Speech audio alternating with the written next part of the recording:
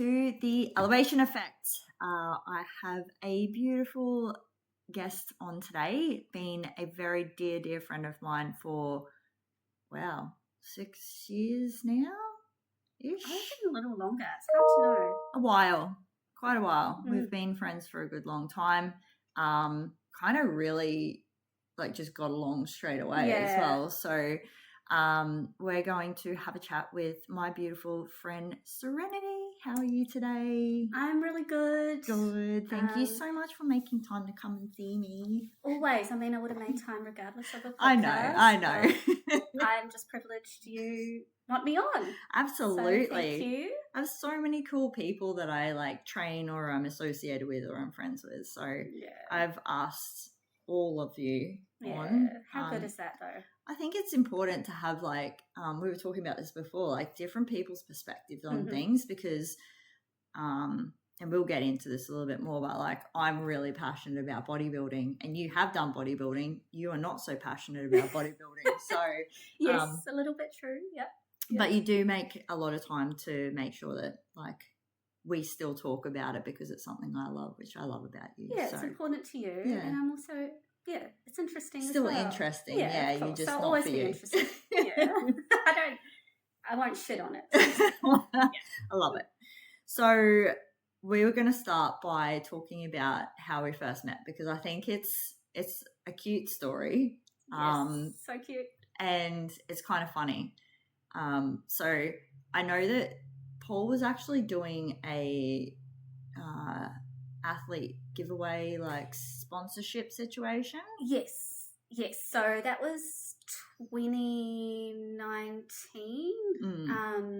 He was training at EasyFit, working out of there, and he put up on a social media that he wants to sponsor somebody to go through a bodybuilding prep and do a show. So basically his PT skills, his plan to get you there for free. Yeah. And I just had one of those, I guess, effort moments where I was like, why not? I saw him training others in the gym from a distance, mainly Kate. Yeah, Kate. And I really admired Kate from afar. Yeah. And I thought, well, he obviously produces the goods, so why not? Yes. And never done anything like it before. Applied and got it, and essentially, a great life-changing experience. Yeah. But through that, met Kelly.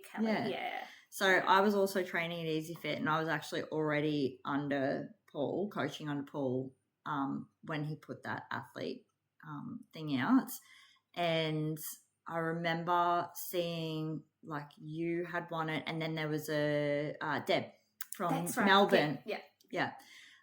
And so I remember seeing you at EasyFit and I was admiring you were doing, the first time I really paid attention, you were doing lat raises. Oh, okay. In front of that mirror thing. Yeah. And your shoulders were I'm just oh my God, her shoulders are phenomenal. And so I was girl crushing on you from afar.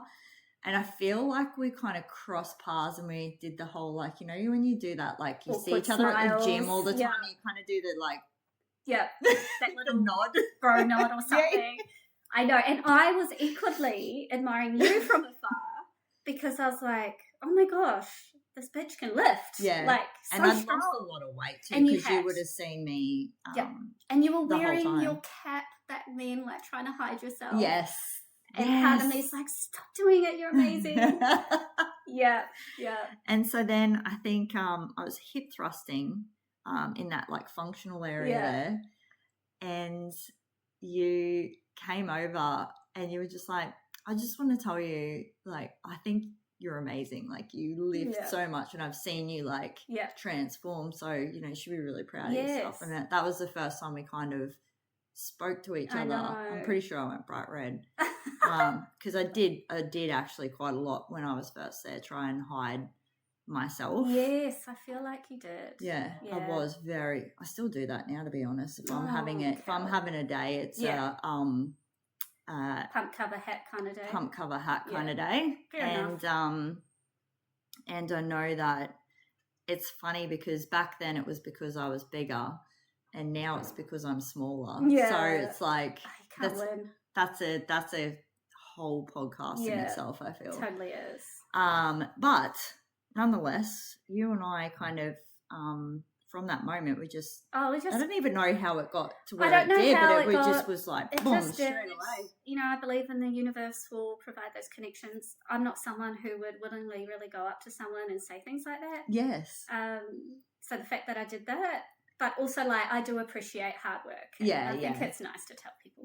So I do too, and I have been actually conscious of that because like that always comes back to me because for me that moment of you who looks the way that you did telling me how fit I was, like how strong I was when I wasn't looking the way I do now and I wasn't the same person as I am now and I was only just kind of starting my journey. It actually had a massive impact on me. So I do try and think about that when I see other girls at the gym in particular, because I feel like sometimes girls looking at girls in the gym, we think we're bitch staring each other, but most of the time I'm actually just squinting to try and find out what shorts you're wearing or like, so I can go buy them. I admire more than I same. Like have anything shit to say. Exactly. So judge, that's the word I was looking for. And being told you're strong I think is the best compliment out of all of them. I think you changed a lot of my point of view around that as well, because at the start I was chasing aesthetics in particular, and then I started when you said that comment to me, and then we became friends and we were talking a lot around commenting particularly on women's bodies in any capacity. So whether it was like, you know, always getting compliments for being shredded or always getting compliments for this or that, it's like I prefer to say to girl, like other women, you look really strong today, or you look so healthy. And so that's like that was something I took on board from when we first met, because I think you hit the nail on the head 100%. Like I feel like it's so important to focus on that stuff. Like it makes a big difference to someone when you're telling them those things and you're not focused on what they look like. Yeah, exactly. And it's good society now. We're moving away from that stigma too, which is great. It's more focusing on being strong, things on social media. It's not that cardio, fitness, skinny body type life anymore. Heroin skinny. How good is it now? So good. So good. Better. Unfortunately, we do tend to go in swings and roundabouts. I'm sure the other shit will come back, but I'm here in this vibe for life, I think. I like it. I mean, we don't want to be old and fragile either. No, that's right. We want to pick ourselves up off the floor if we fall down and have longevity. And that's what muscle does. Absolutely. So there was a recent study come out. I don't know if you've seen it, but it was talking about, it was like you are 44% more likely to survive longer if you have strong legs. Oh yeah, 100%. I mean, I see something like that all the time in healthcare. I don't know the exact statistics, but if you're like over the age of 80 and you fall and break your hip, it's statistically, I think it's almost 50-50. It is. It's really bad. You can pass away from the surgery of a hip replacement or a rod in there, compared to if you're older and break your hip and you've got more muscle and you're healthier, you're statistically going to survive longer. You're also less likely to fall. And you're less likely to break it, you know. So that's really highly important. Love it. So let's go. So you and I became friends. Now I did the transformation show in July of 2019, which you came and watched me at, which I really very much appreciate. We still have photos of that. I love those. Which are cute. Me too. And then you competed in season B that year, wasn't it? So like September. And I came to all of your shows. Yes.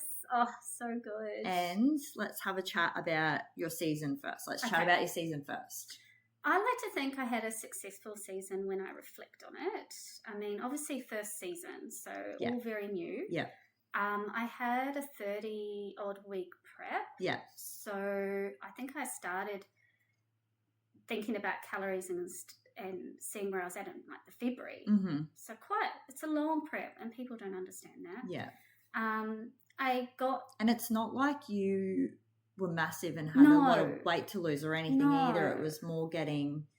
I think it was more you in the shredding right but place. maintaining the muscle. Yeah. I think one of the reasons Paul picked me, I didn't really unpick that, but I think it was maybe the shape I had already. Yeah, you did. You had a really good shape. And also what I was hitting in the gym. Yeah, you were already very strong. Already had a good baseline. Yes.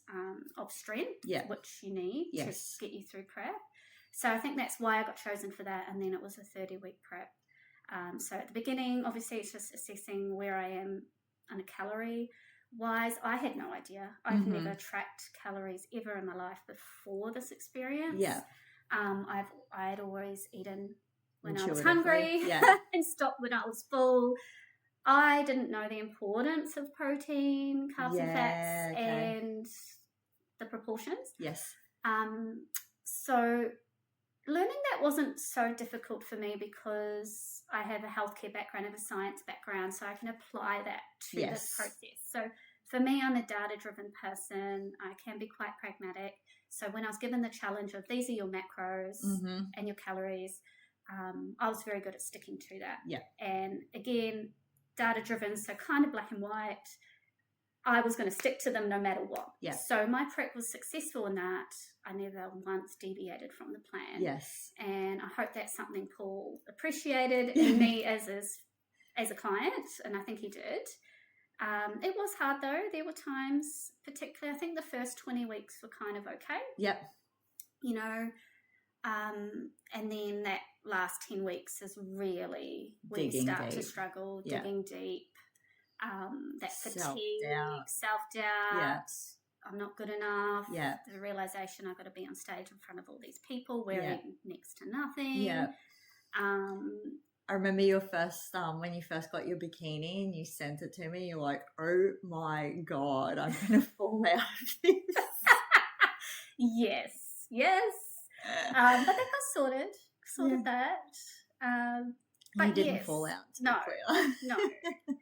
So definitely challenges along the way. It's not all rainbows and butterflies. You know, you really have to dig deep. You really have to have a strong reason why. Yeah.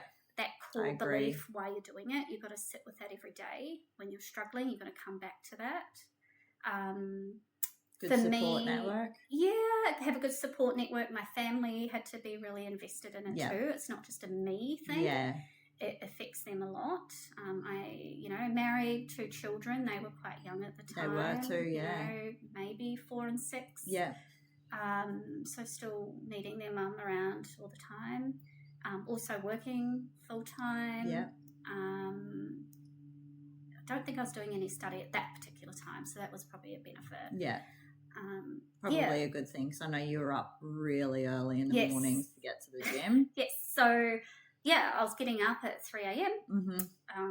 To go to the gym so that I could be out of there at like 4:30, 4:45, home, shower, get ready, kids ready, go to work all day, and then come home, practice posing, finish getting steps if I hadn't got them through the day, meal prep, and then go to bed relatively early since I'm getting up at 3 a.m. Yes.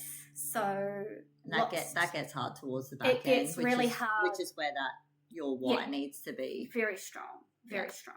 Yeah. And that 10 weeks was when, prior to show day and peak weeks, was when I really had to rely on that core reasons, which was, for me, it was like, I wanted to know I could do something really hard in life. Yeah, prove it to yourself. Prove it to myself. Yeah.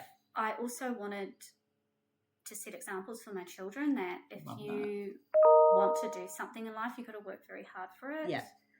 Also, a few years before that, my dad had passed away from lung cancer, and he had a lot of regrets in his life. Yeah. He kept speaking about regrets on his deathbed, and I thought, I would hate to get older and regret and think I could have done a bodybuilding show and have not done it. Yeah. Or I started it and I didn't finish it off. Yes. Yeah. Yeah. It's a big so one. I was constantly checking in, this is why I'm doing it. Yeah. Let myself feel like shit for a period and then just connect back with those belief systems. Yeah. And then really relying on my husband for emotional support. He picked up a lot of the load for me with the kids, with dinners. I was having to make separate food, obviously. the kids were asking lots of questions about it, so being very mindful of managing that, like, oh, mum's just getting strong, that's why I'm eating the body this. expectations and Yeah, stuff, not 'cause you're talking about sensitive weight about loss. that. Yeah. Not talking about anything like that. And even my friends, like I think my friends still remember that time because you live and breathe and it's all you talk about. Yes. The fact they're still my friends, I'm grateful. Especially the non-bodybuilding friends. Yeah. It's a bit easier with us because we kind of get it, right? Yeah. But they could not understand why you would do that to yourself. Yeah, like, why would you do that? And people you're working with are like, oh. I mean, when you try and sell it to people, it doesn't sound fun at all. Like, so yeah, I respect that people probably are like, why the fuck would you do that? They walk in the tea room, ooh, why are you eating a can of tuna for a snack? Yeah. Like, that's disgusting. It's like, because it's got protein. You know, I'm so off tuna since my first prep. I can't eat it anymore. I cannot eat it. I get the ick all the time with tuna, don't worry. It's like hyper focus on it and then I'm like, nah. Fuck that, no, yuck. But yes, no, leading into show, I did do some keto leading into show just to see how my body would respond. Yeah. I forgot you did that. That one, that keto flu was real. Like, that was my lowest point, transitioning. Yeah. But then I felt amazing. Yeah. Then my skin was looking great. Yeah. Yeah, and then you ride the highs and lows of the season, I guess. It was just so exciting, so much fun. After stepping on stage for the first time, so nervous. Yeah. I was like, don't shake, don't shake, don't shake. And you can't help it. You can't help it. But then after getting out there on the first time, it's all the other times were fun. It was a lot of fun. Everyone's supportive. Yeah.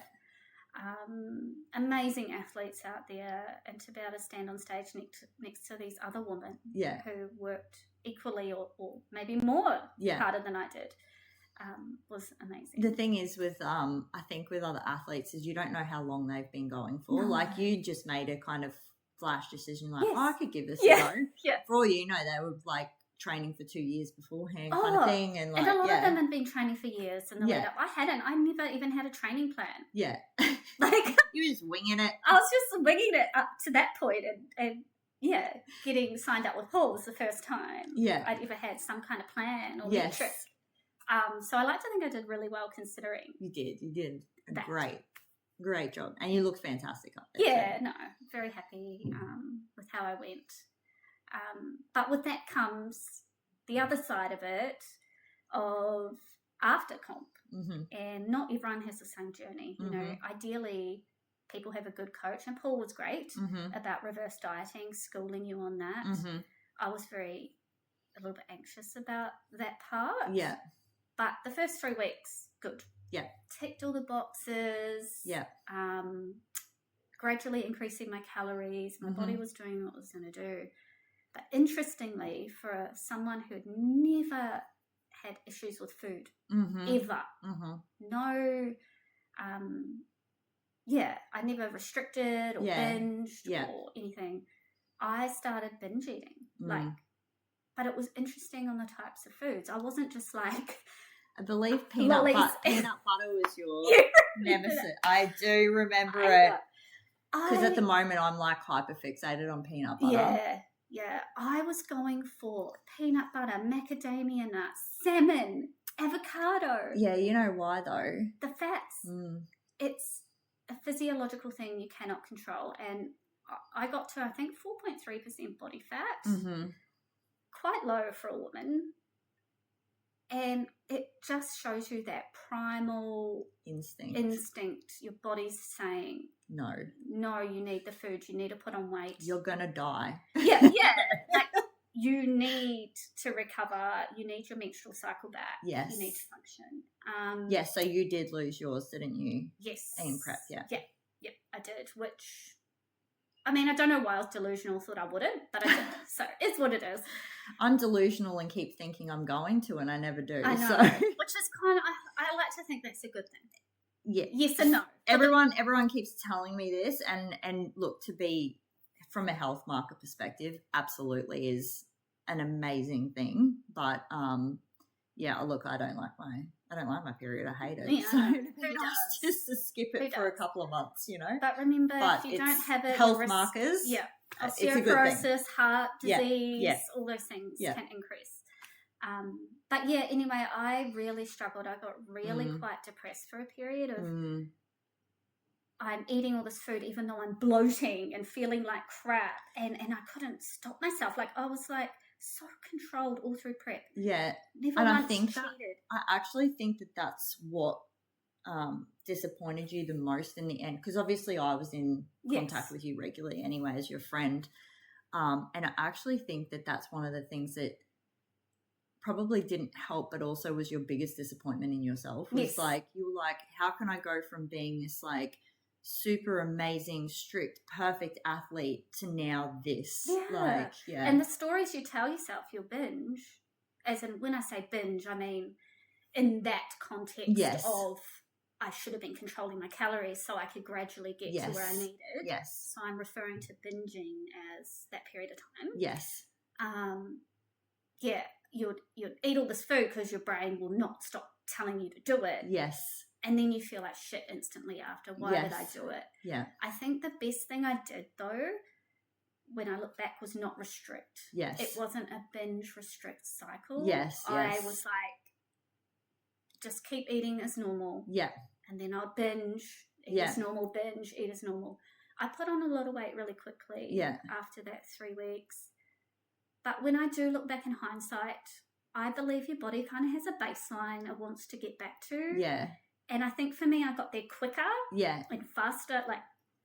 But once I kind of hit that mark, yes, I was unhappy with how I looked. I was bigger than when I started prep. Yeah. But it was also a weight or a size I'd kind of been most of my life. Yes, yeah. When I wasn't exercising or eating as well. Yeah. And I think the best thing I did, I don't know why, but I just didn't restrict. Yeah. And then over time, the binging just stopped. Yeah. I had the body fat I needed.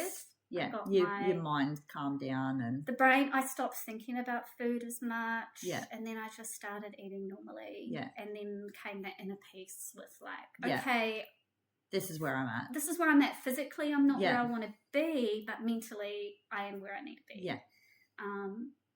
I think it was a really good life lesson for me. I'm really glad I went through it. Yeah.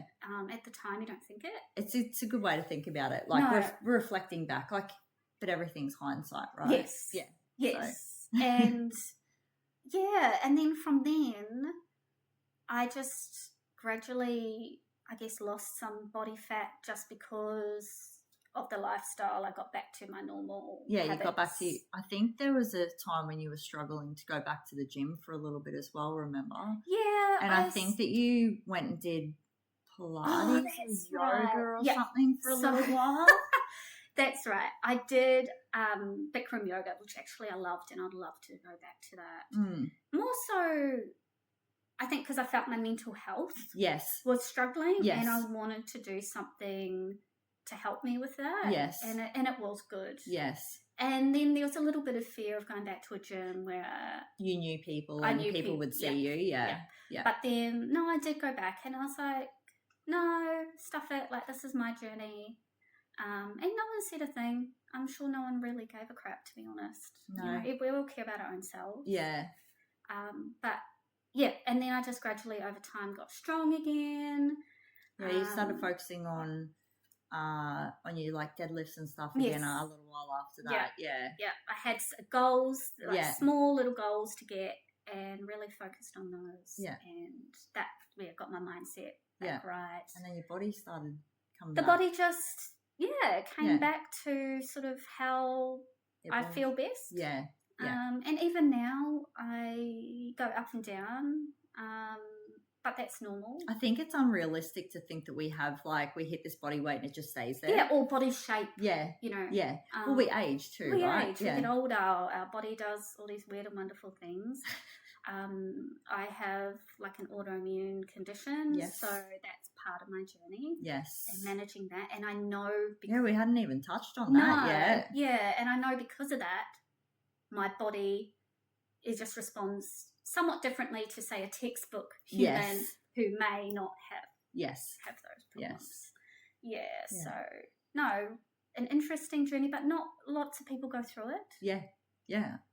I think that other side of comp, and for me, I'm really big on talking to my clients in particular about reverse dieting. And obviously, even since you and I started competing, it's changed quite a bit as well. So we tend to go into more of a recovery diet post-comp now rather than a reverse, because your calories are so low towards that back end and your body is actually screaming at you. Sometimes it's actually better just to go back to straight to maintenance, which gives you that opportunity to probably fit in those foods anyway.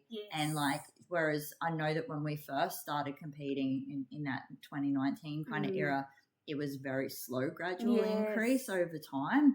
And I know that I had the same kind of issues as you. I would binge and then I'd go back to like my normal day of food the next day, and then I'd binge, and then, do you know what I mean? So it was, and I did the same thing as you. I never tried to make up for it the next day.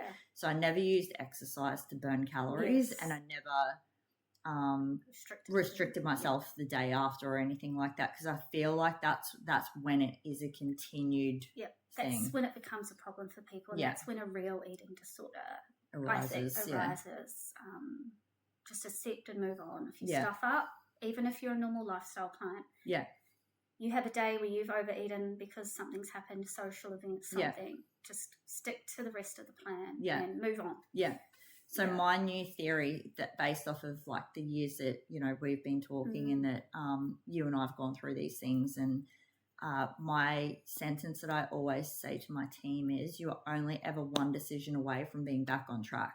Honestly, 100%. Yeah. So 100%. it's like, I feel like it's a really strong, it is, like, sentence to say. So I think we just see those things as, in our minds, are such big failures when they're actually not. They're minute in the scheme of things. Yeah, well, when you think about how long you live for, what's 4 hours or 1 day of your life? Yeah, like nothing. So yeah, exactly. Cool. So you went through a bit of a rough shit post-comp. Yeah, I guess so. Yeah. Is that the reason why you would see yourself not compete again, or are there other reasons behind it? Like, talk me through that, because I know that I always throw it at you every now and then. You're like, yeah, probably not. A little bit of that, I'm not going to lie. I guess there would always be that fear of, would I go through that again? Yeah. The main reason for me, I really had to look at my ego and what were the drivers to do it in the first place. And ultimately, I thought when I signed up to it that if I do this, I will come out the other end a little bit skinnier and looking a certain way. Yes, yeah. And that did not happen. Yeah. So there was that. It was my ego. Like, was it ego-driven? The other factor was losing my menstrual cycle and knowing what I know about health was like, well, I'm in this age and stage of my life that's really important to me. Yeah. And knowing the long-term consequences of having what they call amenorrhea. Yes. That it does affect your bone density, it does affect your cardiovascular health, your skin, your nails, your hair, your mental health. Yes, periods are annoying. I don't think women particularly love them, but they play an important role. Look, I've never met anyone who's like, I love getting my period. No. And I sometimes say jokingly to people, it's probably the wrong thing, but I think the best time to do bodybuilding is either when you're like early 20s or maybe postmenopausal. Yeah. Because I think that, you know, you can bounce back easier, and then obviously postmenopausal, your estrogen is already messed up. Kind of done and dusted, yeah. You know, you're She's ovaries. checked out. Yeah. And so you're not necessarily going to cause too much stress on the body. Yeah, stress or damage. And it comes back to me saying I don't want to be that little old lady that's, you know, falling over and breaking a hip. Yeah. I want to run around with grandchildren if I have them. Yeah. I want to keep up with my husband. You know, you see all those like Instagram reels, and there's those grandmas and they're like deadlifting 120 kilos. That'll be like, me. Absolutely. Yeah. We send them to each other all the time. Hey, it's like, this is us. My husband's like, oh, you can like, maybe when we're older we can do pickleball, because he's a huge tennis fan. And I'm like, mate, I ain't doing no pickleball. I'm going to be deadlifting and squatting at the gym. Fucking pickleball. I was like, I've heard that so much lately. I'm like, what is this? well, part of me is a pickleball. Like, I'm not a pickleball person. So I thought that's quite funny. I will play just to appease them, but we're solitary animals. Yeah. I'm a solo person. Same. I don't really like friends when I'm working. With one other. Yes. That's about it. You and I train together every now and then when we get a chance. And you're like, you can keep doing that. Yeah. And I'll do mine. I'm just going to be over here. Yeah. It was funny because like Lee and I obviously go to the gym together, and I was saying it to a client the other day, and they said to me, oh, when you go to the gym together, like, do you go together? Like, and I'm like, what do you mean? And she's like, well, do you like gym together? And I'm like, no, we're just adjacent to each other. Literally. No. Look, I lie. I do go to another gym where I work, closer to where I work, and 2 days a week with one of my really good work friends, and that works out well. Yeah. But I do enjoy my your solo sessions. Yeah, which I do up here at my core gym. Yes. Up here, I'll say my core gym. Yeah. But many reasons why I don't see myself competing. Also, I have different goals now. Yeah. I've got lots going on in my life. I'm doing extra study. I'm doing a PhD, and I'm a big believer that you can't give everything a good crack. Absolutely. You spread yourself too thin, right? You do, and you can't do lots of things well. Yes. Yeah, you're either going to do your one thing well or do lots of things okay. Yes. Yeah. And you're not an average person. Yes. So bodybuilding, you have to do well. Yeah. And I'm now doing a PhD, and it's the same thing. You have to do well. Yes. And I actually joked to colleagues the other day, I'd rather do a bodybuilding prep than a PhD. And I actually kind of will stick to that. I mean, that's a lot coming from you. That's a huge statement, and I don't think anyone could really appreciate that statement from you, except for maybe me and a few select other people. I actually would, but for different reasons. Yes. So look. Maybe when I am 50 and I've done all these other things in my life I want to do, I could potentially think about that again. Yeah. But at the same time, I'm happy with my little goals. I'm probably more inclined to go the powerlifting route than the bodybuilding route. Yeah. In the future, if I was going to do anything, that'd be really cool. So because you're a little person, so like wait for someone who's like, the big power lifters is nothing to them, but to you, because they go off of percentages, right? Yes. So there's like a formula they go off of, and so because you're so small, like your lifts are actually fucking massive for you because you're a tiny little person. Yeah, so. They equate it and work it out. Like a 100-kilo person and they lift a 200-kilo deadlift will get the same points as a 50-kilo person lifting a 100-kilo deadlift. Yeah. But there's a lot of work if you want to do well at that. Yes. To put in, especially again with your nutrition. Yes. It's not all about. Is important in that aspect as well. Yeah. You do have to eat enough. Excess. Yeah. Yeah, because you need the energy, right? Yeah. And you need to time your carbs, and there's all sorts. Yeah. But that's probably more likely my journey. The route, rather. Yeah. But because I'm doing something hard. Yeah. At the moment. You're satisfied? Happy, definitely. But that means I am more of a lifestyle person. And so for me... I think it suits you though. Yeah. It's a good balance. Like you are very... like I said, I've known you for a long time, so you're very stable at the moment. Like I don't see you because you and I are those type of friends who we don't catch up for like 3 months, and then you're like, hey, coffee next weekend, and we start like talking like we'd seen each other yesterday. Which I love. Very much, that we don't put that pressure on each other because we're both busy people to have to catch up regularly and all the time. But it's like seeing you between those times, like you're always looking really healthy now, which I love, because post-comp, when I saw you go through post-comp, like fucking broke my heart so many times, because I just knew, I guess you and I kind of feed a lot off of each other as well in our energy, and like yeah, that was hard as your friend watching you go Yeah, through that, because I could couldn't do imagine. anything to help. No one can either. Yeah. No one can. And that's the thing I think everyone needs to recognise, is it's like you can have support around you, because obviously I was in contact with you quite a lot, and when you had those moments, you would message me and be like, I don't know what the fuck's going on. Yeah. But at the end of the day, you control you. Yeah, and so you do. like, You do. You got to do the hard and you kind of just had to go through it, I think. Yeah, and I guess it's just that messaging that there's nothing wrong if you just want to be a lifestyle person. 100%. In fact, long term, potentially it's probably more beneficial. Yeah. You know, for me, it's gone from meticulously counting my macros and showing up to gym 6 days a week for maybe an hour and a half and getting 10 to 15,000 steps a day to, okay, I've got to look at my whole life, my schedule, and I believe every day we have a bucket, and you decide when that bucket gets empty and what that gets spent on. And what that looks like and what it looks like. So for me, I train 4 days a week. It's a great balance. 2 of those days are closer to my workplace. I commute an hour to work. And so I've joined a gym down there, meet with my workmate. It's a 45-minute in and out. Love it. Workout. We do a 6-week strength block, and then we do 4 weeks of sort of more cardio HIIT.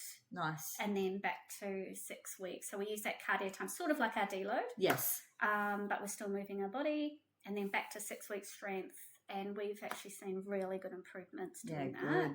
And then what that means, that's Tuesday, Thursday, and that means Saturday, Sunday, I'm up here at home. I go to the gym on my own, and I will lift heavier and do like a good solid upper session and then a good solid lower session. Yeah, nice. So it's very easy to maintain. I don't track anything. I don't write anything down. I know what I've lifted the previous weeks, and I try to improve on that. Yeah. And then in terms of nutrition, I prioritize protein as my focus. Yeah. So I will spend Sunday and prep my meals for work for the week, and I'll have a protein Makes it easier focus. for you because of your travel time and stuff. Yeah. Yep. So I'm up at 4:30. I leave the house at 5.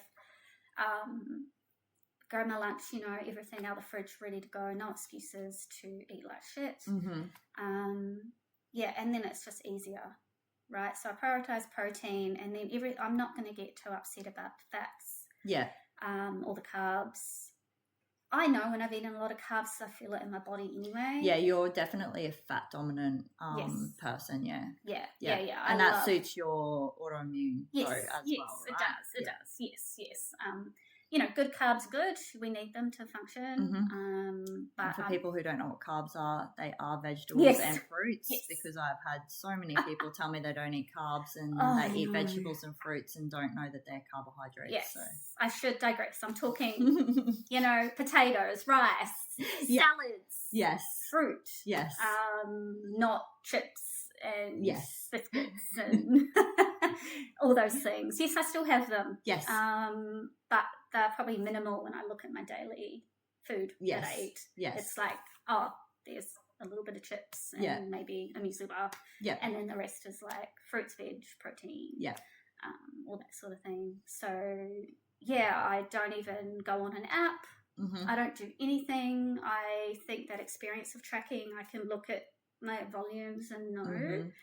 If I had, say I wanted to lose weight, and I'm in this dynamic with, when I say weight, lose a bit of fat. Yeah. I'm in this dynamic with my work colleague at the moment where she wants to lose body fat, so she's tracking. Yes. However, we're like, let's do these check-in photos every 6 weeks or something. Yeah, nice. I know if I step on a scale, it'll throw you. It'll throw me. I won't be losing scale weight. Yes. Because I don't have a huge abundance of fat to lose. Yes. Also, I know, if I want to see those numbers change, I have to track. Yes. So I accept. Yes. I'm going to have a different outcome to my girlfriend. Yes. She's got photos are going to be heaps better for you. Photos are going to be heaps better for me. Yeah. So which is interesting because remember how we were talking about the first 10 weeks of your prep, you actually didn't lose any weight on the scales, but your photos were significantly different. And my measurements. Yep. So it's like, again, like my tagline, fuck the scales. It's another reason where that came from as well, because, you know, it's so, people are so scared to take the check-in photos, and I'm like, I need those more than I need anything. They're probably the best metric. 100%. You know, it's almost misinformation scales. Like, yeah. Because we're so programmed to think of them in a certain way, and that's the problem. And it's like, well, that's also your digestive tract. It's all like, so whatever's sitting in there. Like if you've had red meat, you're not going to process that the same as, do you know what I mean? Chicken, intake. Your salt intake, your hydration for the day, your blood, sleep, your bones, your hair, like everything. And there's so much in that, like one metric. Yet we put everything into it, and it's like, it's not telling you how fat you are. No. Like, it's just saying to you, you had a really shit sleep last night, or hey, you still have a poo in you. Yeah. Like, exactly. It's like your relationship to gravity, essentially. Yes, it is. Yeah. Maybe it's more beneficial if you do it kind of daily, because then you can apply it to, oh, I had a shitty sleep, or oh, I had sushi and all this soy sauce last night. Yeah. Or, oh, actually, I drank lots of water yesterday. I had a good sleep, and, oh, that's why it's down. Yes. So for me, the measurements and the photos, and I'm typically that person, and we're all different. It takes a good 10 weeks. Yeah. Any time in my life to see a change on the scale. Yeah. I think it is potentially, I do tend to hold my muscle well. Yes. And put it I would think that even if you're in a deficit, there is a chance that you could potentially actually still be, because you do train hard. Yeah. I think there is that potential for body composition change as well. Yes. So you're losing fat, but you're gaining muscle at the same time. And so you are a smaller person. Yeah. So I find with like shorter, smaller people, that scale weight, it does actually take quite a lot to shift it. It does. Because your body changes before it's recognised on that like little bit of equipment. Yeah. So I'm not the biggest fan of them. I'll use them if I need to check in every now and then, just be like, oh, I'm out of interest, I'm being nosy. Yeah. But like, to put it in context. Or a doctor says you got to stand on the scale because I don't know how much and you know, sometimes I'm like, oh, don't tell me. Yeah, I don't want to know. I don't need to know that information. Yeah. But to put in context, pre-comp I was sitting around 46 kilos. Yes. Because I am short. Like a small child. Like a small child, yes. However, interestingly, you know, it's been many years. I'm now 50 kilos, say, but my measurements are way different. Are the same. Well, they're the same. Oh. Like, as in the same. And I'm not saying I put on 4 kilos of muscle. I mean, it's probably been long enough for you to do that. There's potential, but your body shape changes. Yes. But, like, you know, I'm not that much different from them. Yes. So that goes to show how your body composition changes, and the scale doesn't reflect body composition changes. Yes, 100%. It is actually the shittest tool for that. It is the shittest tool for that. And I'm really glad my girlfriend's all over that. She's aware of that, which is great. Yeah, that's good. She weighs herself, but it's more daily, so she knows. Yeah, see, I've weighed myself daily for years, but I've actually said to people before, it can help some people. I think it is very individual as well. Yes. It can help some people. It can spin some people out. So some people, like, if they check in weekly with me, it's like, oh my God, my weight's up. And I'm like, yeah, but for all we know, your weight was 1.5 kilos down in the middle of the week. Yeah, and mine fluctuates. Like, I'm 100% on point with everything, and mine fluctuates like 1.5 kilos in the week. Yeah, so it's like, you can't. So for me, one day's worth of weight on a scale means fuck all. If you've got the whole week's worth, so every day for the whole week, and this is what I do with my athletes as well, you take an average, much more better metric as far as scale weight's concerned. But again, for me personally, even as a coach, photos are number one without fail. Yeah, 100%. Yeah. And you can then really see, like, oh goodness, I have made progress. Yeah. Yeah. And I also think it's important for lifestyle sort of people that, you know, if you really are fixated on something about yourself you want to change, Mm-hmm. you're no longer going to be a lifestyle person. Mm-hmm. Like if you're at that point of, for example, I have a few dimples on my ass, right? And I'm a female. Are we still here, are we? Yeah, but I know mm-hmm. I have to be at peace with those dimples Mm-hmm. if I want the lifestyle I'm living. Yes. Yeah, like you're realistic about your body goals versus your lifestyle goals. Yes. They have to match. Yes. Yeah. You can't look like me and be diced and shredded and not track. Exactly. Unless you have that genetically kind of, you know, blessed. And fuck you. No, I'm joking. Like, lucky you. But but I'm like, okay, I don't really like showing these dimples in my bikini in summer, but at the same time, that would take so much grit, tracking. Yeah. You know, things. Focus on specific movements. Blah, blah, blah, yeah, just for these little dimples. Yeah. Is it worth my peace? It's not worth the squeeze. Yeah. And I think being realistic as well, when you get to a point you're reasonably happy, but there's some things you want to sort. Yeah. Well, then if you really, really want to prioritize it. Yeah. But if you just want to have a balanced life. Yeah. Don't let it go. Yeah, let it go. Drop it. Yeah. That's something I think women do tend to hyperfixate quite a lot on, and I always say this to everyone, it's like we pick out the worst part of ourselves and compare it to the best part of someone else. Yes. Like we're so bad for it. Like I've always had, as you know, like I have issues with my tummy. Mm-hmm. Like I hate my skin on my stomach. I've seen that journey. You've been there from the whole fucking lot of it, and even now it didn't turn out the way I fucking wanted it to, so it's just a constant. But I'm at the point now where it's like, you know what, like I could go back and get revised surgery and fucking this and that and the other, and it's like that surgery fucked me. Like I fucking hated it. I hated not being able to lift for 6 weeks. The recovery's a lot. It was a lot. It was a lot on my body at that time, and now I'm like 3 years older again. Like, do I need it? Like, is it that important in my life where that has to be super fucking tight? Like, I'm fucking 42, for fuck's sake. Shit's going to start. And then I saw a quote, and you'll like this one as well. We should be thankful when we age because so many people don't get to. And it's like, that's so true. Like, we age and our skin like starts sagging and this starts happening and that starts happening. But so many people are deprived of that opportunity. So goes back to a gratitude point, right? And so it's like, and for someone who's 42, do I look 42? I very rarely tell people I'm 42 and they don't go, holy fuck, what do you mean? Yeah, exactly. So I would just rather be that like healthy person and at the end. And like you said, my biggest fear, as you know, is I don't want to be helped to the toilet when I'm older. That fucking scares the absolute shit out of me that someone's going to have to take me to the toilet like a fucking child. Like I cannot fathom. No. And when I get to that point, someone come and inject me with something or shoot me in the head. Or even a life well lived. Yeah. You know, if for me, I look at health span and not lifespan. Yes. So like I would rather live to 80. Well. Yes. Than have my life extended to 90 something. Yeah.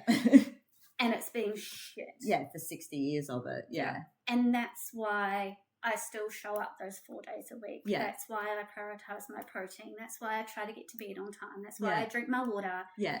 Sometimes it's really hard to do that. Yeah. But then I'm like, it's that choose your hard philosophy. Yes. I see it all the time in my workplace, and there's some really devastating things you see. And then there's a lot of the things that we're dealing with now in the healthcare system are people in that age group, 75, 80, and most of them, and I may get brutalized for this, but often it's because of their lifestyle choices have led them to be in that position. Absolutely. And it doesn't mean I don't have sympathy for those people, but I just think how sad you weren't given the right information at the right time to know how to prevent or you thought it was too hard, and now here you are. Yeah, exactly. Because again, choose your heart, right? Yeah, you're choosing to drink alcohol every day, and smoke every day, smoke, or whatever it is, choosing to eat foods that not eat properly at yes, all, yes, not lift weights because you don't want to look like a man, which is not true. Yeah. No woman really looks like a man, and especially in the lifestyle, or even bodybuilding. Maybe some of the American shows, yes, but that's different. That's a whole different goal. In mind. But the average female will not look like a man. I've been trying to look like a man for years. No. I can still not fucking there. So. That's so true, though. I work. You know how hard I work in the gym. Like, I fucking work hard, and it's like, if I don't look like a man, you're not going to accidentally wake up and look like me one day. Yeah. It's not an accident. It's not going to accidentally happen. It's so true, but surely that's misinformation. No, not out. Still.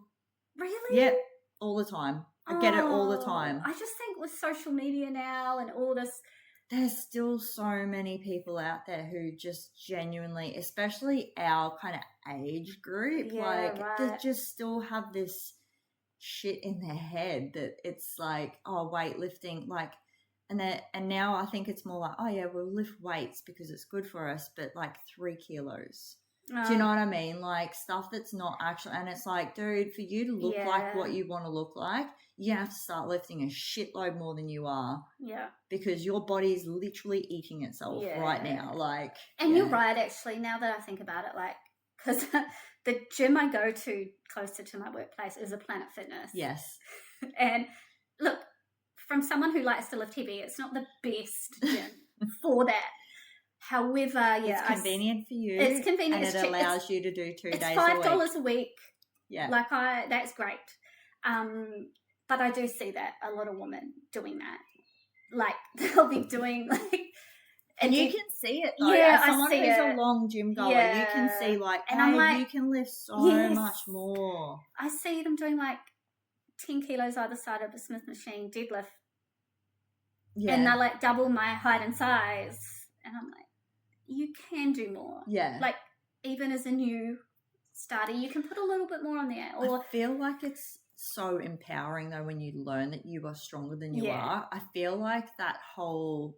It's a mental thing, I've always felt like I've made myself small because I should fit into a box of some kind. I don't actually fit into any box at all because I love my luxury stuff, but I'm so fucking bogan at the same time. Do you know what I mean?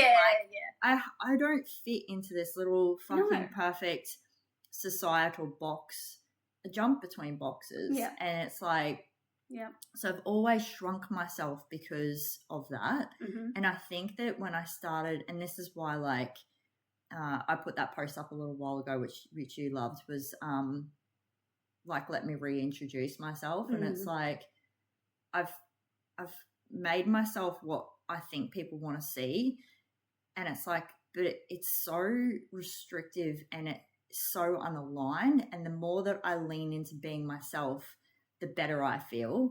And that came with that weightlifting stuff. Like, that's kind of what that life lesson that transfers to. It's like, I thought that I had to, like, you remember I did 25 kilo hip thrusts or whatever, and I thought I was a fucking tank. And I'm just like, fuck yeah, like, I'm lifting 25 kilo hip. Now it's probably like 200. Yeah, and I do 200 now. And it's like, dude, you don't even know where your fucking body's limits are. People don't understand what you can achieve just through having a good plan and just leaving the excuses at the door and knowing the plan is here for a reason. And the consistency. Yeah, it's the consistent. People want short, sharp, quick fixes to things nowadays. Yeah, that's the most successful things in any facet of life is small, consistent progress. Whether it's losing body fat, gaining muscle, whether it's starting a business, getting yourself in a better financial position. Yes, whether it's your PhD, doing a PhD. Yeah, it's like study. Yep. Changing careers, it's small, consistent efforts. It's people's issue, which is why I love bodybuilding so much, is because there is no fucking instant gratification with this. No. It is literally one of the biggest practices of, like, delayed gratification I've ever fucking experienced in my life. But I think that's one reason why I really love it is it's because you have to you can't cheat it either. Like, you have to fucking do the work, because if you don't, you can fucking tell. Yeah. Like, yeah. So. And I think that's what a lot of us are now, I guess, sort of off tangent, but a lot of us are now concerned with the GLP-1. Yes. Like Ozempics, Mounjaros. Yes. This quick fix, take this drug to lose body fat. And look, for the right person and the right circumstance, that's life-changing. Yeah. It's for the people who deviate out of that criteria and use it for other reasons. It's not teaching you the tools for sustainability and lifelong. You only get taught those tools by doing the deep hard work, and you need that really strong core reason why. Yeah. So for me, it's like, I don't ever want to be that person who was struggling with my autoimmune disease, who was struggling with fatigue, depression. I never want to be that way again, because that prevents me from enjoying life. Yeah. And people are not addressing those issues when they choose those pathways. And that's a concern. I have quite a few people so the people who are going onto the GLP stuff is like, I still haven't made my mind up about it yet, because there's so many health concerns as a coach that I have that are coming out of this that people don't realise yet. And I think that that's going to bite them in the ass. But I also understand that, because I was that person who was desperate to feel better about myself. So I understand the desperation. But the people who I respect who are taking these drugs are ones who are then coming to me as well and saying, I know that this isn't a lifelong situation. I need to learn about this stuff. It's helping me at the moment, because for a lot of the people that I've spoken to, it helps the food noise. Which again is probably something that you should really work on through this whole stage, because if you do go off of it, is that going to come back because you haven't managed the actual reason why it's there in the first place?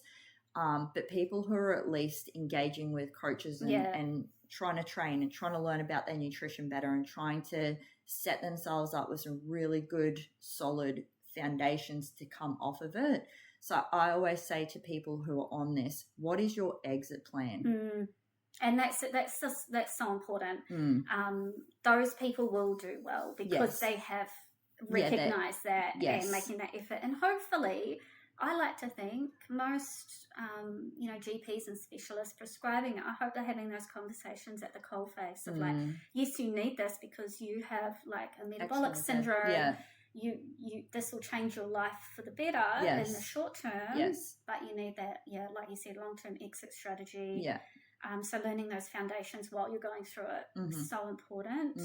So it's definitely life-changing for people, but some people need to really think about how they got there in the first place. Yes.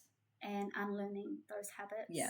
And definitely all for support when you need it. I'm on medications for things. Yeah. I need them to function. Yeah. But the exit strategy is so important. Yeah. And again, like, I feel like it's so new for the reason that it's being used that I don't think all the health concerns are really nutted out yet. And that's, as a coach, like I said, that is my biggest concern, because some of the information coming out that long-term use of this causes is terrifying, considering that our bodies are already doing what it's accelerating, basically. Yeah. So, and as a researcher, I think people really need to think about it and really look at, like you said, how they got there in the first place and have that actually really tried without it first. But but I can understand there are some people in some really shitty situations because of, genetics do play a role, because of lifestyle choices. So they need that help. And I'm glad it's there. But looking long term. So absolutely. So important. And doing your research too prior, like just being realistic of what you're signing up to, not just trusting doctor's opinion. Yes. try to be open-minded, as Yes. with anything in life, Yes. and look at the other side. Absolutely. And then make that informed decision. Yeah. Informed decisions are perfect. Yeah. To me, that's the most important with anything you take on in life. Yeah. Look at both sides. Don't have biases. Try not to have biases. Yes. Look at the research. You're going to, but like at least be open to other opinions. Yeah. It's okay to change your mind. Yeah, absolutely. With anything. I'll always be the first person to like, I will think a way or think I have something in my, like, you know, I'll think an opinion of something, and then someone like you and I will have conversations, and I'll say sometimes to Lee, I'll be like, oh, like Serenity made me really think it, like, which is why I love our catch-ups. Like, she really made me think about it. It's like the body comment thing, though. That was so what seems insignificant to me, where I'm telling people, wow, you look like fucking shredded, or you've lost so much weight, and like things like that. And I'm like, I'm part of the reason why society is the way it is, because this is how I'm speaking to people. Whereas like when I met you, like you really changed. And that was a very simple, very short conversation, but like I'm open to those things. So it's like when I think about it, I'm like, yeah, you're right. Like I would much rather hear from someone. And when you put it back on yourself, it matters too, right? When I hear from someone, you're strong over you're skinny, I'd much prefer to hear that I'm strong. It's like the best compliment. Yeah. So, and I wanted to touch on your work. So we've mentioned a few times that you are in the medical industry. Yes. I was trying to word that right then. So do you want to let people know what you do and what you're currently doing your PhD on? Yeah, thank you. So Deserves a shout out, my love. Yes and no. So I'm a radiographer. So basically we're the people in the hospital or in private clinics that when you have some kind of disease process, or say typically a broken bone, you will go to the hospital and we will do the, x-rays or CT scans, ultrasounds, MRIs, different modalities to find what is wrong with you essentially. So we take the pictures for that, and then there's a specialist called a radiologist who will write the report to say, patient has XYZ, and then make decisions with the medical team on how you get treated. Radiographer by trade, really rewarding career. You get to work with patients, with people. You got to be very people focused, but also I think that plays into my technical aptitude of, black and white, right? It's also, that's hilarious. Which is quite hilarious. It's almost puzzle. It's also a puzzle for you though, right? Like, so it's challenging in the way of like you're putting puzzle pieces together. Yeah, because not everyone's textbook. People come and present differently with different ailments or mobility and trying to problem solve. So I do that.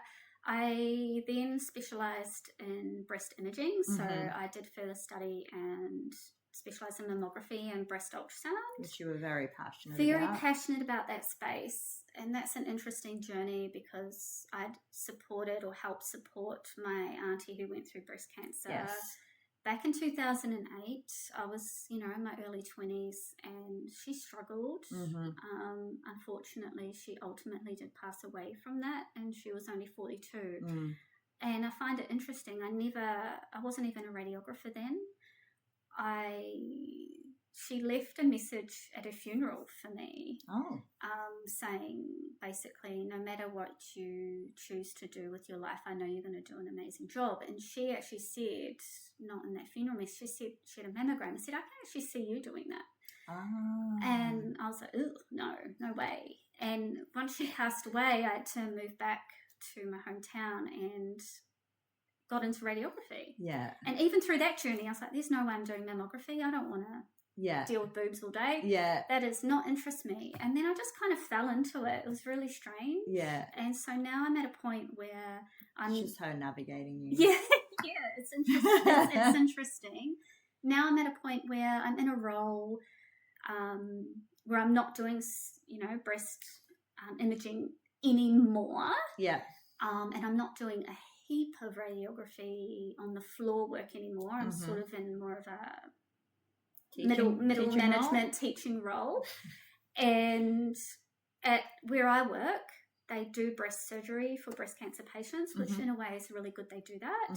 But at the same time, they don't have breast imaging like mammography to support the surgeons to help them make the decisions they need. Okay.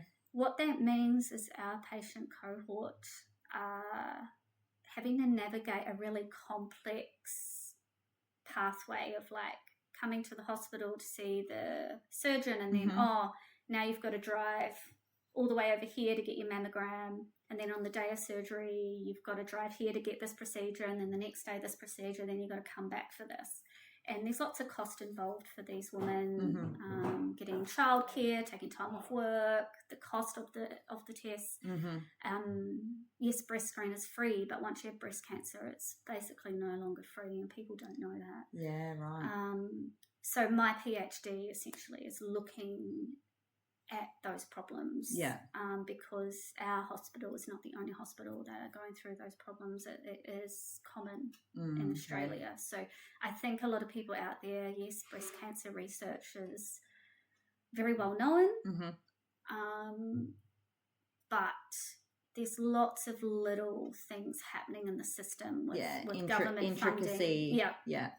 That people don't know unless they get breast cancer. Yeah. You know, they don't know.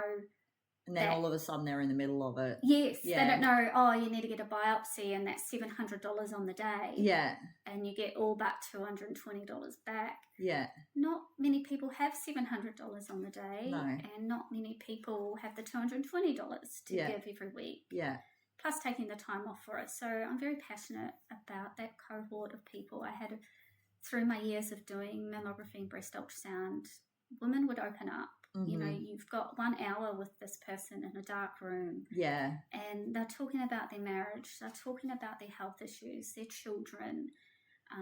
They're caring for parents. They're going through divorces. They've lost their husband. And it's just like a really special cohort for me because being able to hear them and support them, and they'll come in anxious about results or even grumpy. Yes. And they'll leave feeling good. Yes. And I really enjoyed that part of my work. Yeah. Yeah, so that's why I'm doing it. I want to solve a problem that I know these women are facing. Yeah, yeah. And affecting their everyday life. Love it. Yeah. Love it. Yeah, thank you. And we won't ask how it's going because I feel like you sent me a message the other day that would suggest that answer would not be the way that we want it to be. It's a roller coaster. It's honestly like prep. It's honestly like prep. So anyone out there who's wanting to do extra study, I'm doing, a PhD, a higher degree in research. It's a bit different to a structured study program. I'd much rather do that. Structured, be told this is the direction you're going in. Whereas this is my research project, and then you have supervisors that are like, great, go do it. And there's so much politics in there. You got to get ethics approval. You got to go through that. That took about a year. Yeah. Okay. So you ride the wave of like, is this going to go through? Yeah, and then they come back with 40 questions that you got to answer before they'll approve it. And after you've put 9 months into building a whole big protocol, and then even so, funding, you're going to get funding. That's really emotional. But I'm at the exciting part now, where I get to interview my healthcare professionals and my consumers, and I think I'm going to really enjoy those because actually ask the impacts of this on them. Yeah. So really, I'm in a good place for now. For now, we're happy for now. Yeah. But thanks for letting me talk about that. But go for it if you've got something you really want to do. Don't hold back. Well, again, I guess it's like for you. Like you said, it's just like, this is why I love bodybuilding though, because for me, every time I do a season, it teaches me something that I can refer to in life. Yeah. And I think that because it's so fucking hard, and I've had my athlete who just competed, Dax. We were talking about it, and she does downhill mountain bike riding. She plays hockey. She does netball. She is the most, she climbs mountains in the fucking snow like a crazy person.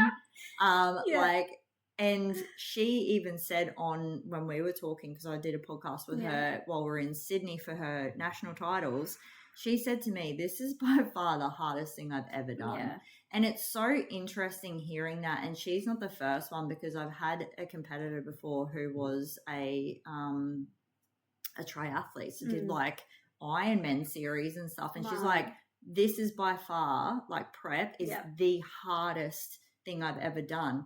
And to me, because this is all I know, I've never done any other kind of, like, do you know what I mean? Like crazy sport or anything like that. And so to me, I'm like, are you serious? Like, what do you mean it's so hard? Like, you guys are like, because I'm looking up to these people going, wow, this is going to be a cake ride for you. Like, do you know what I mean, though? It's like, this is going to be a piece of piss for you because you've done this, and like, I've never done all of that stuff. But then, like, when they come in and they get to the end of the season, they're like, that was fucking hard. And it's like, because I think that for bodybuilding, it's both elements. It's physical, emotional, and mental. So 3 kind of pronged approach. But every time I do it, I can refer it back to life. And so for you, like, the PhD stuff, you can just refer everything you learned through that bodybuilding season into this. And it's like, okay, cool. Well, I know the wave's going to come. I've got to rely on my support network while shit. And, you know, I can do hard things because I did that, so I can do this. And you're not looking at the end goal. Like, it's about the small goals broken down and showing up even when you don't want to. So, like, an example relating it is, okay, I've got thousands of hours ahead of me. I'm not looking at that thousands of hours. I'm looking at, okay, I've got 2 hours on Saturday. That when my kids are watching a movie. I've got to be doing. Okay, I may only get 400 words written. Out of. But that's 400 more than 100,000 words.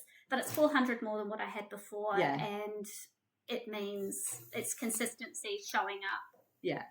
Doing the small effort and having small goals to tick off along the way. And that's what bodybuilding taught me. It's enjoying the journey, learning to enjoy the journey. And even if you feel like shit, you're tired, you're exhausted, you're depleted, you still show up to the gym and you do something. And that transfers into PhD. And then also your main reason why you're doing it. So I'm sure that on those hard days, like when you're doing your PhD and you're like, I don't know if I can finish this, you can be like, this is why you were doing this in the first place. Like, this is the importance of it to you. And I've cried a couple of times on my PhD. Because it's been that challenging. I actually wrote like a motivational, why am I doing this statement.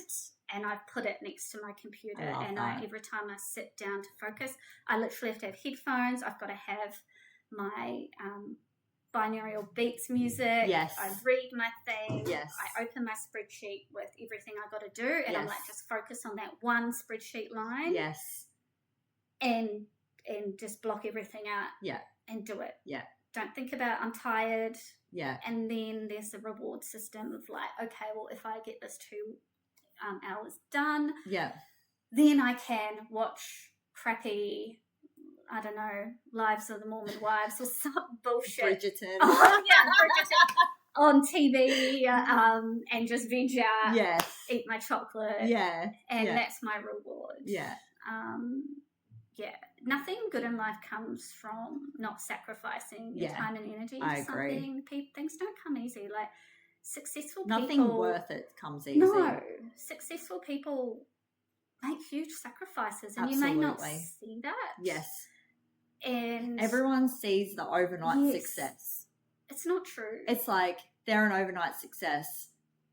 They've been working for 10 years to be an overnight success. 100%. Like, you don't know the blood, sweat and tears. You don't know they've been getting up at 4 a.m. to do their work. You don't know, you know, the financial implications or the stress they've taken on, or the losing friends along the way because the friends aren't aligned with their journey or understand the journey. That was a big lesson for me, my first prep in particular. That was huge for me, the friendship thing. It was really odd because people get really triggered by things, especially when, whether it's bodybuilding, PhD, whatever it is, people get really triggered by success they do. And drive because it's holding a mirror. Because they want it, but they're not willing to do the work for it. And then you're the crazy one. Yeah, you're and I'm like, too I don't much. have time for that. Yeah. Like, I'm sorry, but I'm passionate, and which is why I respect you so much, is because when we were talking last night, and you're like, oh yeah, and you got to tell me how prep's going, and I said to you, we don't have to talk about prep, and you're like, yeah, but it's important to you, Yes. like, and you know that about me, like, you know how passionate I am about it, so. I respect that you take the time talking to me about something that you don't necessarily care that much for. Yeah, but I like to think I reciprocate too, you right? do. It's part of makes you who you are at this point in time in your life at the moment. Yeah. And I care about you, and that's important. Yeah. And actually, shout out to my husband, begrudgingly. Something he's taught me through the years. He's such a loving and open person. He'll talk to anyone. And he's taught me the art of listening more. Yeah. And not just listening Always. to talk, listen to understand. Yes. It's a great skill to have. It is, but the older I'm getting, the better I'm getting at it. I think that's where I'm at, is I'm working more on that, because I was saying to Lee the other day, like, people often ask me a lot of questions and I'll just answer them, but I don't often remember to ask the question back to that person. And then I'm like, that's not who I am. I like to think I'm not a selfish person at all. No. It's just that it's not that I don't care. It's just that the questions often that I get asked, I'm like, I don't really care for. Like, I'm the same as you. I'm a very deep person. Like, I like to have very intentful and meaningful conversations. I'm so shit at small talk. Yeah, surface level stuff. Like, it's exhausting. It is. Yeah. To me and my battery. So I think that's what. But you kind of need to have that element to either A, get to know someone better. Yes, you've got to coax it out of them by asking those purposeful questions. So it's like, okay, so when someone asked me the other day, they're like, oh, what do you actually do for work? And I said it, and then I wrote, and I'm like, stop, write it back. Like, and so I asked them as well.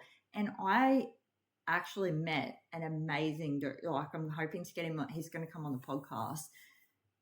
Like, the shit he does is fucking phenomenal. Yeah. And so I'm so glad that, like, he was one of the first people that I intentionally, like, reciprocated that to. Yeah, so I'm like, look what I got from it. Because now we're going to have coffee together and we're going to have this open, amazing conversation. Like, I don't know this guy. I only just met him the other weekend at the show.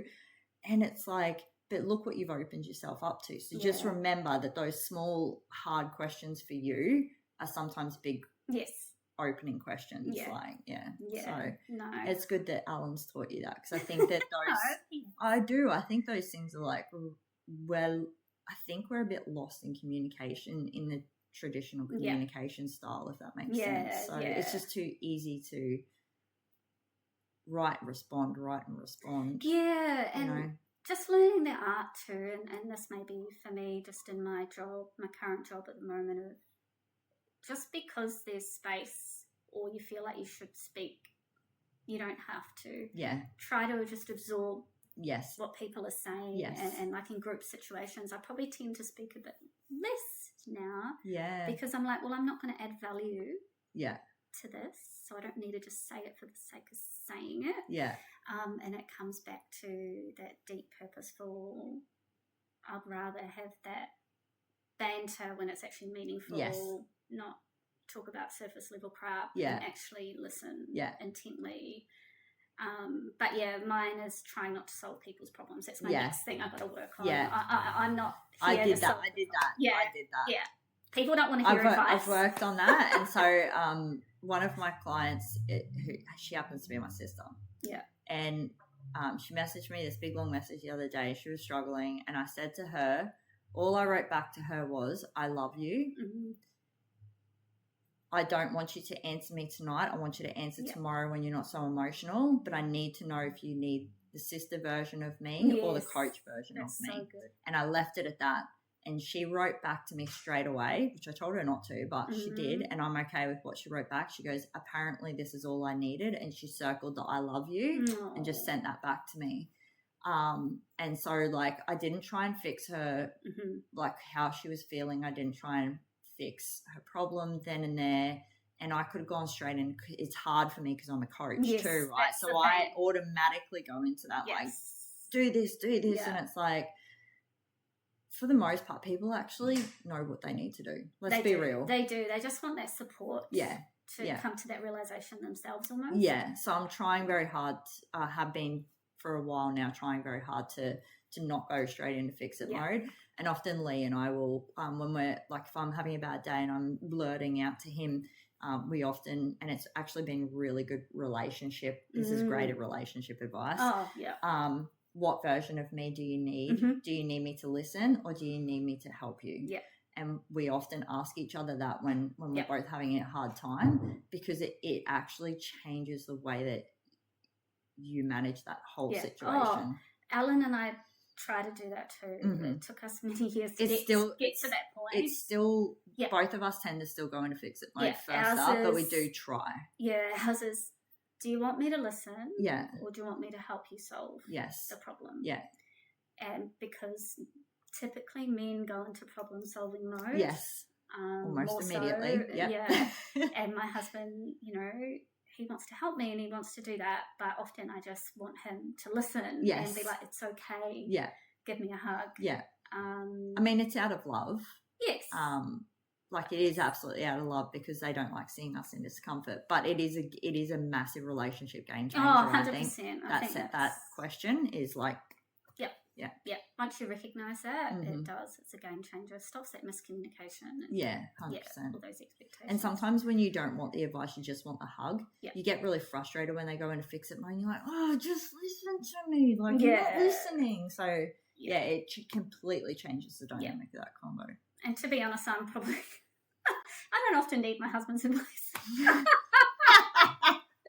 I love it, but I like to think... You're not my person I go to for fix-it stuff.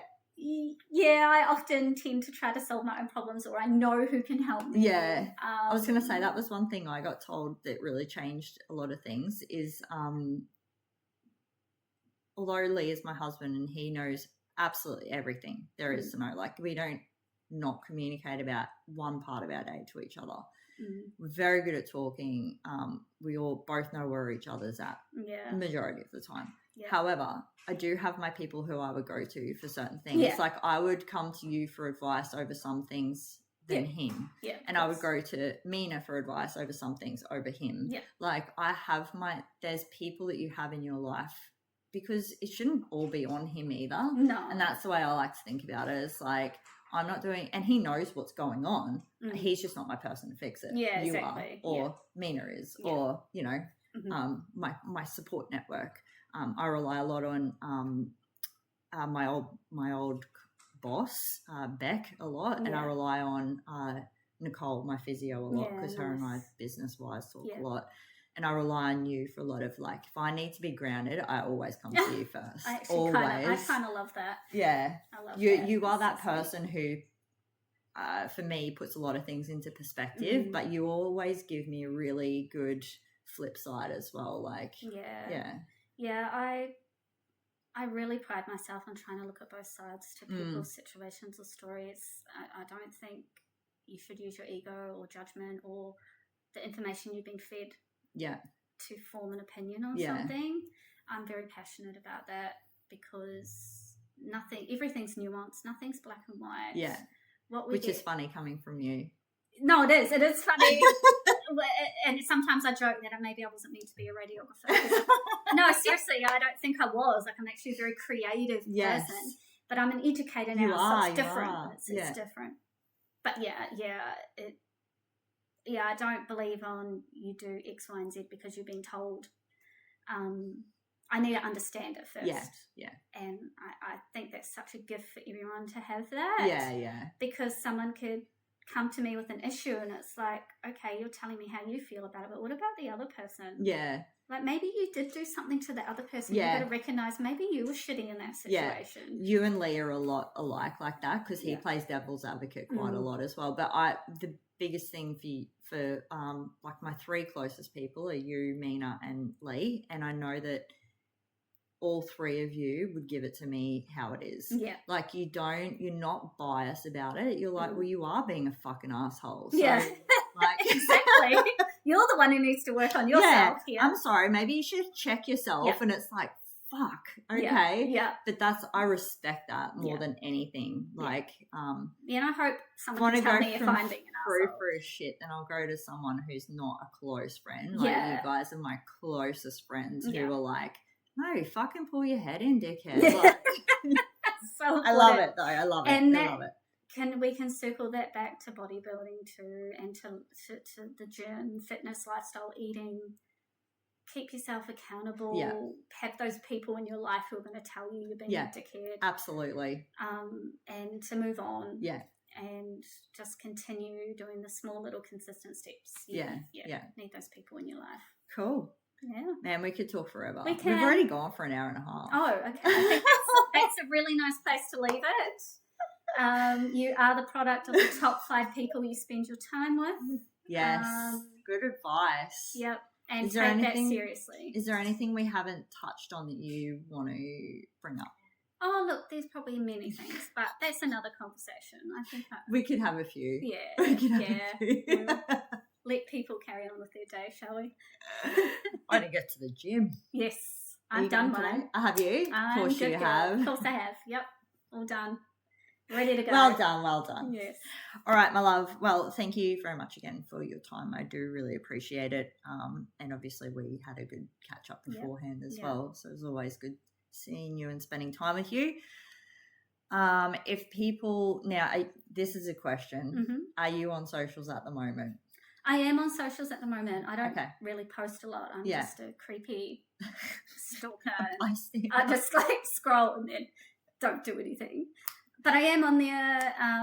Serenity's Living Life. I guess if you have any, I doubt anyone will reach out, but if you had any questions, particularly about Hashimoto's, we didn't talk about that a lot, but autoimmune conditions. Yes, I'm not a doctor, but very knowledgeable though. Very knowledgeable about it, but I can point you in the right direction for assistance. Mm-hmm. Great with foods in that space as well. Yeah, food, nutrition. I don't believe a calorie is a calorie. Sorry, fitness coaches. It's a whole other conversation. We'll chat about that later. I don't believe in that. And just if you just want someone to, I don't know, you just want to reach out to some random who's not going to judge you. And tell you you're a dickhead if you're being a dickhead. Then I'm your person.